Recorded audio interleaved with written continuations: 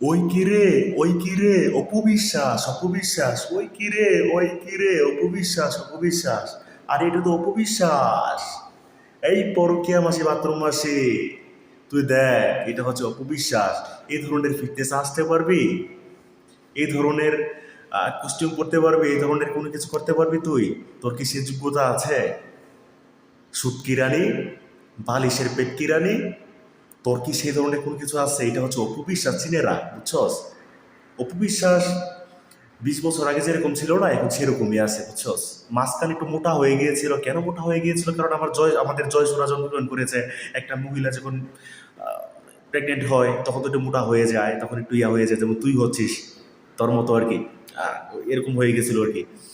তো ঢালিউড কোন অপবিশ্বাসকে দেখ, দেখ, দেখ, একটা মেয়ে, একটা মানুষ কিভাবে যে নিজেকে মেনটেন করতে পারে, নিজেকে সবার সামনে উপস্থাপনা করতে পারে।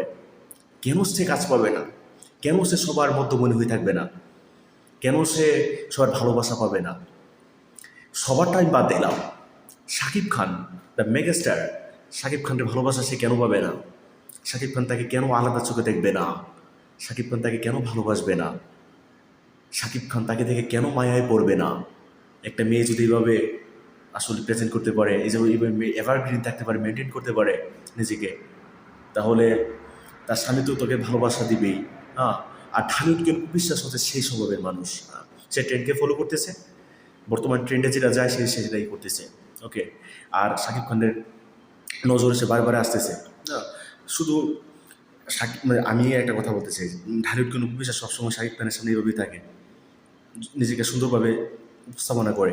তাই তো মেগাস্টার শাকিব খান বিশ্বাসকে সবচেয়ে বেশি ভালোবাসে। ভালোবাসা তো এমনি হয় না, ভালোবাসা হয় আসলে আপনি যদি স্বামীর সামনে নিজেকে সুন্দর করে উপস্থাপনা করতে পারেন।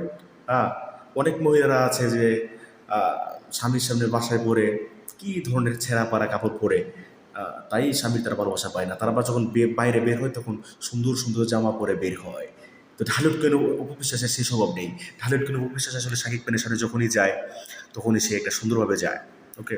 এবং ঢালিউড কেন উপবিশ্বাস যখন বিভিন্ন প্রোগ্রামে যায়, বিভিন্ন দোকান উদ্বোধন, বিউটি লাউঞ্জ উদ্বোধন, গোল্ডেন লাউঞ্জ উদ্বোধন, তখনও ঢালিউড কেন উপবিশ্বাস সুন্দরভাবে যায়।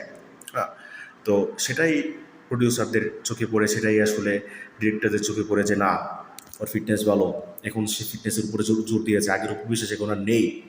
হ্যাঁ, তাকে সেই জন্য সে কাজ পাচ্ছে, সে কারণে সে ভালো ভালো কাজ পাচ্ছে। বুবলি, এভাবে মেনটেন মেনটেন করা শিখ। আর তুই তুই তুই পারবি না।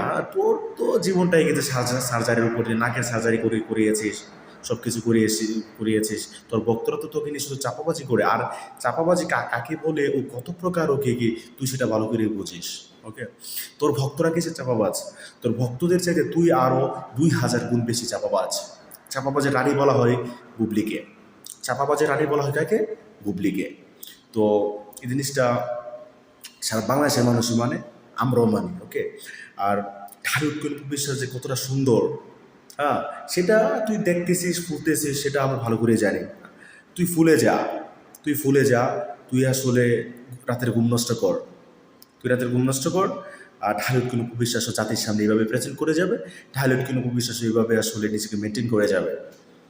এটাই আর কি। তো সুপ্রিয় দর্শক, ঢালিউড কিন্তু বিশ্বাসের এই লুকটা আপনাকে কিরকম চমক দিল, বা আপনি কি অবাক হয়েছেন, সেটা আমার আমার কমেন্ট বক্সে জানিয়ে যাবেন।